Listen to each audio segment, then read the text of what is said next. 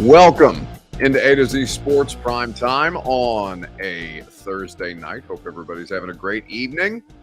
We are going to take a look at a really funny thread. Well, you may not think it's so funny when you've gone through it, but a thread from NFL analyst Warren Sharp. So, Warren Sharp, if you're unfamiliar, he is somebody who is on the forefront of predictive NFL analytics, right?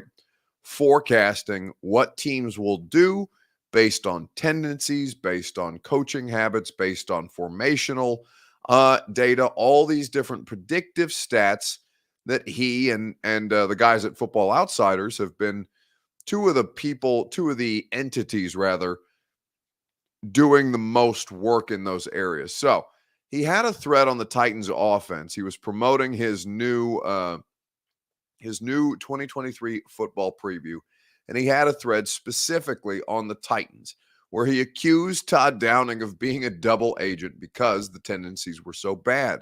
We're going to explain that to you tonight.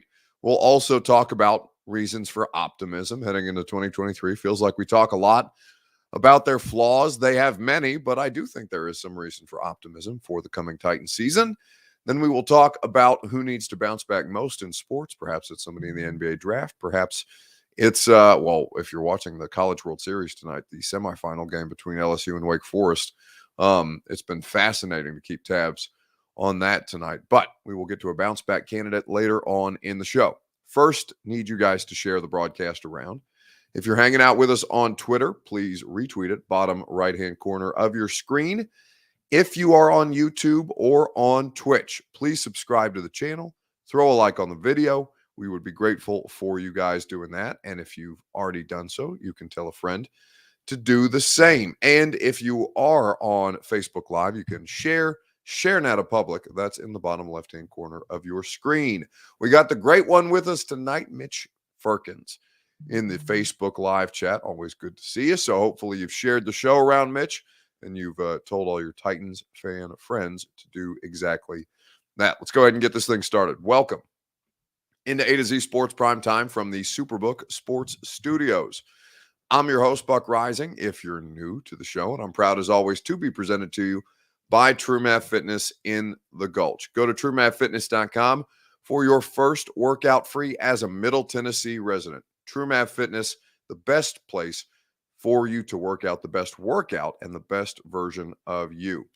Superbook Sports. Download the Superbook app today, and they'll match your first bet up to $250 with that promo code A2Z. That's ATOZ in the Superbook Sports app for all their great odds boost and promotional offers. So the thread that I'm going to share with you tonight is courtesy of Warren Sharp. As I mentioned, he's on the forefront of predictive analytics in the NFL. And so he starts with this as a means of teasing the section that he's done on the Titans in his 2023 preview guide, which, by the way, I have en route to my house on pre-order because I'm always interested in what Warren has to say, just as I always get the Football Outsiders upcoming season almanac. I think both are really, really good resources to get you ready for another football season. So here Warren Sharp says, I spend a lot of time objectively researching every team each offseason, looking for the good and bad as open-minded as possible. But one thing I will never be talked off of is my belief that Todd Downing was a double agent trying to make life difficult for the Titans offense. So this is a sentiment that many of you can empathize with, right? You felt that Todd Downing was a double agent for your football team all year long. Here is somebody who's got facts and statistics to back that argument up, is laying it out on social media in a concise way. So he goes on to say, on first downs, Tennessee had the second highest run rate, despite defenses stacking the box at the fourth highest rate. Unsurprisingly, the runs ranked fourth worst in efficiency, but nothing stopped the Titans from running into loaded boxes. Not even the fact that first down passes ranked number 3 in efficiency for Tennessee. So when they chose to throw on first down, they were as efficient as any team in football. When they chose to run it on first down, they were met with a tremendous amount of resistance. This is something that we know about the Titans, right? This is something that we've been talking about for years at this point, and there's more tweets, more information in that thread that we're going to share with you here in just a second. But the thing that I want to ask you, your Two Rivers Ford take on Facebook, YouTube, Twitter, and on Twitch. What was the biggest source of the Titans' failure last season?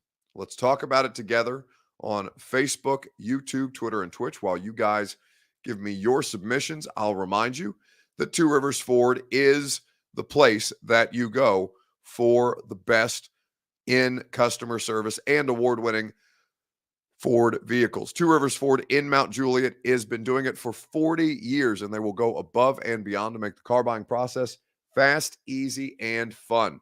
Two Rivers Ford in Mount Juliet or online at tworiversford.com.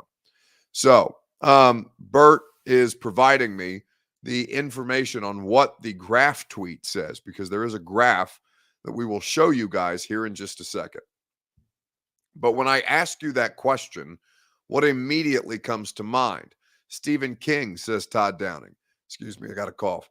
A little tickle in my throat. Todd Downing, for a lot of you. Injury, says Scott Trevathan, a really good nominee. Downing, says Clement, his play calling set them behind so badly in games, he never found a way to elevate the offense. And, now this is proof of concept. So here is what the graph lays out for you at this point, and I appreciate Bert for providing me the information here. Look at this photograph. Yes, quite.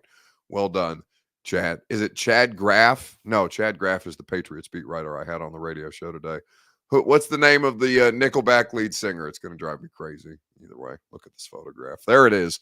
Give me the bigger one, please, and thank you, Robert. Okay. So here are the Titans as the third best passing offense in terms of efficiency.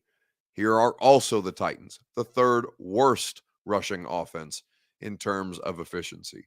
What Warren Sharp says, there is no reason a team that sits where the Titans sit on this graphic should be running the ball at the second highest rate in the NFL. Absolutely no reason. We know that they are always going to be run heavy as long as Derrick Henry is on the roster. Chad Kroger, not Chad Graff. I had half of it right. Thank you. Daniel Craig, I appreciate it. Look at this graph, says Derek West. Yes. You have the chat singing along. Excellent work by Bert. So with that being said, the biggest source of their failure seems to be the predictability, and the predictability not just in terms of play calling, but the predictability in terms of tendencies with Todd Downing and the offense. That's where they sit ultimately. Now, I do think that the injuries are substantial. The injuries cannot be discounted, and I think that it's something that everybody should keep in mind. Quick reminder, speaking of keeping things in mind, that the Primetime Show is made possible by the Ashton Real Estate Group of RE/MAX Advantage. Get your dream address without the stress at GaryAshton.com. And this graph makes me laugh because not only does it come with the visual of the Titans being the third best passing offense in terms of efficiency and the third worst rushing offense in terms of efficiency, it also comes with this: the Titans on every third down. Stop giving me your toughest battles. And the football gods from on high saying, just pass the ball some on first down. Not even all the time, just some of the time, because you seem to be pretty good at it, and yet you refuse to do these things. So Todd Downing, ultimately, how much he's going to be responsible for their failures for the 2 years that he was running the show. I mean, it seems like he's going to get pinned off for a lot of it. And it seems that a lot of that is fair, but I do think that the injuries are substantial. They should always be considered in this conversation. But certainly the offensive coordinator was there to elevate them as a team, and ultimately he was not able to do so. Let's move on and let's talk about the biggest reason for optimism about the Titans in 2023. We'll get to that here in just a second. Derek West says, yes, our offense was bad, but he had us at 7-3. I think Buck could have called the second half of the season better. Yeah. Well, I'm not going to say that because I don't know nearly as much about football as Todd Downing for as many criticisms as you guys have of Todd Downing, but I do understand why you feel the way that you do. So, what is the biggest reason for optimism about this team in 2023? Big Dog says John Robinson basically traded all of the talented players. Clement Perry rather says Downing's offense doesn't allow for audibles for what I heard. I don't think that's accurate. I don't know where you heard that. It sounds like something that your aunt posted on Facebook. I would say that, yeah, I don't think that's what you're looking for. Daniel Craig says that Downing isn't here anymore. And it may just be that, right? It may just be that. The Todd Downing, that you have a different offensive coordinator. You don't know how much better Tim Kelly's going to be, but you know that he's not Todd Downing, right? You don't know how much better Andre Dillard's going to be, but you know that he's not Dennis Daly. I think the thing that comes to mind for me is going to seem like something that some of you probably don't agree with. But we'll get to that here in just a second, right after I remind you that the Primetime Show is made possible by True Math Fitness in the Gulch. Go to truemathfitness.com for your first workout free as a Middle Tennessee resident. I love the personal training sessions at True Math. Their coaching staff is awesome. You'll love the group classes if that's something that's more your speed. You can always go work out in their open gym with any of their great membership options and work out at your pace on your time. So many great options. An awesome facility and the best coaching staff around. Go to truemathfitness.com for those membership options and for your first workout free. Jeff Rubel says, is there optimism, Buck? Their outside skill is still trash. Yes, but I do think that there is a higher percentage chance that they have a coordinator who's going to put those not overtly talented skill position players in better positions to succeed. Now, we won't have proof of concept of that until we probably get to October, and you've seen how this thing has played out. But honestly, and maybe this doesn't do it for you, but I think the biggest reason for optimism that the Ryan Tannehill is coming back and seems to be completely healthy heading into 2023. I think he's their best chance to win meaningful football games this year. All right, number 16, a little surprising because the sense is he's on the decline, and he is dropping, but he only dropped by one spot this year, from 15 down to 16. Titans quarterback, who seems to be in his final year, he's far closer to Alex Smith than any of the other veteran quarterbacks with a rookie behind him, with Tannehill, Will Levis, but for now, Tannehill good enough to be right in the dead center of all starting quarterbacks at 16. Why do you have him there? He's still really good. I mean, you look at the Tennessee Titans, the thing I'd say right off the bat is Ryan Tannehill ain't the problem with the Tennessee Titans. I mean, you get down to the list of the Tennessee Titans, Ryan Tannehill doesn't come up to a long, long time down that list. He's one of the most consistent passers in the NFL. Rarely do I come away coming from watching a game on film of the Tennessee Titans going, oh, man, Tannehill and a lot of bad decisions. Oh, Tannehill missed a lot of wide open receivers and just couldn't throw the ball accurate. No way. That's where he's special in that department. He maximizes what they do on the offense. It's not sexy, Mike. He doesn't have a sexy personality, so he's kind of always that guy. He's not a superstar either. So he's the kind of guy sometimes that, everybody looks for, ooh, I think we can do better. And I want to be like, well, all right, well, be careful with that, because all I know is, again, this is where I'm here to do this. Hey, the support system around him last year was not good. I mean, come on. Most people can't even name a receiver on the Tennessee Titans football team. Let me ask people this. If you don't think Ryan Tannehill is good, how'd they look without him last year? I want to ask people that. Oh, that's right. They couldn't even get first downs. They couldn't even throw the ball. They couldn't even do anything offensively. So that's where I respect him. He's a very good athlete. He's a better athlete than he shows. He needs to run more. He's too much of a statue in the pocket at times. He does not have a lot of variety of releases and all that, Mike.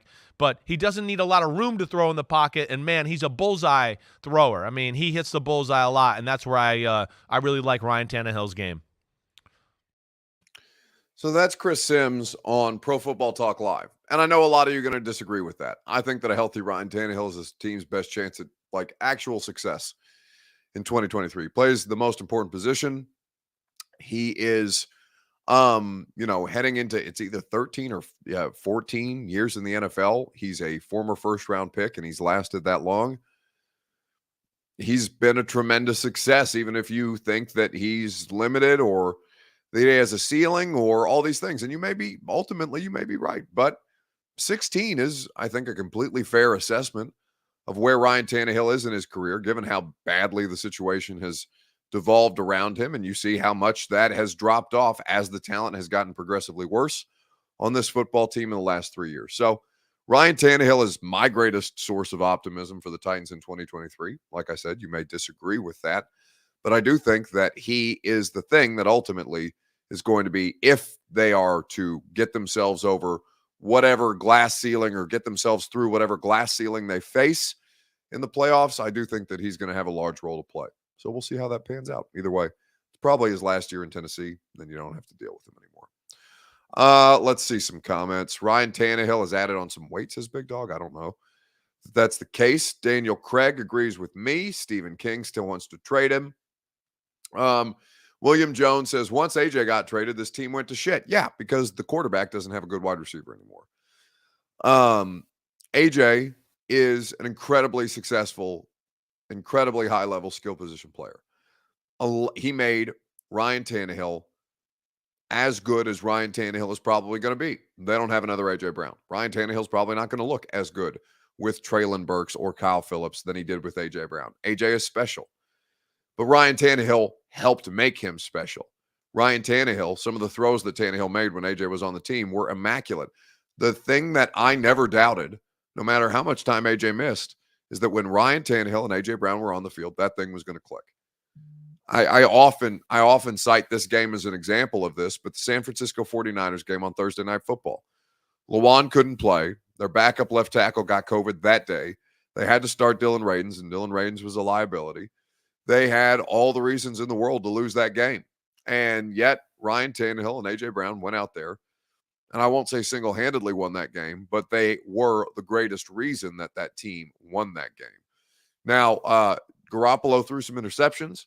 Ultimately, the turnovers put them in positions to succeed, but I never, ever doubted the success of that pairing with A.J. Brown and Ryan Tannehill. Now, they have to reestablish that with somebody. They have to try and get back to, or at least as close as humanly possible to that. They may not be able to do so, but I do think that Ryan Tannehill, Devion Jackson says, don't hate Tanny. I just think we've seen what he can do.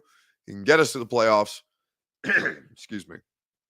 He can get us to the playoffs, but won't be able to win us a Super Bowl. Like I said, if he can get you to the playoffs, then he can get you to the Super Bowl, because at that point, the way that, and I think I've talked to you guys about this before, maybe that was on the radio show. I can't remember. Sorry. I'm talking a lot of places and I've got a bit of a head full tonight. So I don't sound my best, and I apologize for that as well. But, NFL coaches, the way that they look at this, they're going to put together the best roster possible to get them to the postseason, to win their division. Their goal is to win their division. If they win their division, it guarantees them a playoff spot. If they get into the playoffs, they are able, basically, to have just as good a chance as any other team left in the field to win the Super Bowl. It takes as much luck as it does skill. It's not about the best team at the end of the year. It's about the healthiest team, more often than not. Having the best quarterback helps. Absolutely. Absolutely. Having Patrick Mahomes gives you the greatest advantage. I'm not going to dispute that with anybody. But nobody else has Patrick Mahomes, right? Josh Allen is kind of in the same situation that Ryan Tannehill is. Josh Allen can't break through the Chiefs either. Lamar Jackson is in the same situation that Ryan Tannehill is. Lamar Jackson hasn't been able to has Lamar played in an AFC championship game? I don't believe so. Think about that. You would take Lamar Jackson or Josh Allen instead of Ryan Tannehill in a heartbeat. We just went through an offseason where many of you advocated for Lamar to come to Tennessee. Yeah, Stephen King says Buck has a fur ball. Yeah, my throat is hanging on for dear life, which is unfortunate because I've got a Vegas trip this weekend. But no radio tomorrow for me, so maybe I'll just sit in silence for the rest of the day. You would take any of these players over Ryan Tannehill, and ultimately they've had the same level of playoff success that Ryan Tannehill has had. So I would say to you, just as Chris Sims said to you, careful what you wish for, because there's plenty of ways in which Ryan Tannehill is an incredible success for his draft position, for his position, and for the longevity that he's had in the league. But I think ultimately, can he get you there? Yes. If he can get you there, he can win. He just needs more talent around him. Davion says, drink some tea, Buck, peppermint and honey. I did take a spoonful of honey before I came in here, and I do have tea. So I will do that. Okay. Let's do a weekend bounce back before my voice gives out on me entirely. Who needs to bounce back most in sports this week? Let me know on Facebook, YouTube, Twitter, and on Twitch. We'll talk about it together right after I remind you that the Primetime Show is made possible by Superbook Sports. Superbook has the best odds, boost, and promo bets out there. They will always get you in on the action with all your favorite sports. They'll even match your first bet up to $250 with the promo code ATOZ. That's ATOZ, A2Z, in the Superbook Sports app. Terms and conditions, superbook.com. Gambling problem, call the Tennessee Red Line, 1-800-889-9789. So, who needs to bounce back most in sports this week? I don't even know if it's going to be a bounce back in sports this week for me, because the bounce back that continues to surface, or really not surface at this point, is everything that's going on with this submarine excursion to the Titanic that it seems was all for naught. I was talking to both Elon and Mark last night. You know what? This is the wrong video. Bert told me that he put in a different video, and I completely forgot. Apparently, Elon Musk and Mark Zuckerberg, the founder of Facebook, are going to engage in a boxing match. That is in need of a bounce back desperately. I was talking to both Elon and Mark last night. Both guys are absolutely dead serious about this. They both want to do it. Mark Zuckerberg hit me up first and said, "Is he serious?" And I said, "I don't know. Let me ask him." I asked him, and he said, "Yeah, I'm dead serious. This would be the biggest fight ever in the history of the world. Bigger than anything that's ever been done. It would break all pay-per-view records. These guys would raise, hundreds of millions of dollars for charity. And, you don't have to be a fight fan to be interested in this fight. Everybody would want to see it." I mean, he's right. I would totally pay money to watch Mark Zuckerberg and weird-shaped Elon Musk throw hands at one another. I don't know if it would be any good. I know it wouldn't be any good. Hell, Conor McGregor, Floyd Mayweather wasn't any good, but people still paid to watch it. So these people are just out here playing chess. We are, everybody who will pay for that, including myself, will be worse off for it. And, ultimately, if that's what helps get Elon's Tesla stock prices back up, then we'll see. But billionaires swinging on one another in the tech world. Why not? Celebrity boxing was a thing on Comedy Central with those weird, cartoon, clay cartoons they used to do, or paper mache cartoons they used to do. It seems that we have devolved into the actual Idiocracy movie. And I don't know if it makes me happy or makes me sad. Either way, I will be there. You guys, the next time that we'll talk will be Monday night, because there will be no primetime Sunday night. I will be in Las Vegas. Have a great rest of your weekend. Lucas will have you on the radio show tomorrow. Reminder that the bowling event, the charity bowling event coming up July the 13th, you can still get your tickets at 1045thezone.com. The video explaining the charity that we are working to help raise funds for, Home Street Home, is how we will end this video tonight. See you guys. Very important. I got my belly full, and I got a nice place to sleep in my tent, and they help me all the time.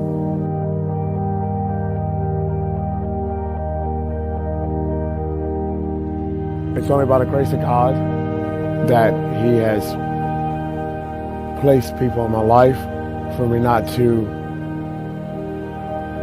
experience some plights as others. Brother Steve and his ministry are a blessing.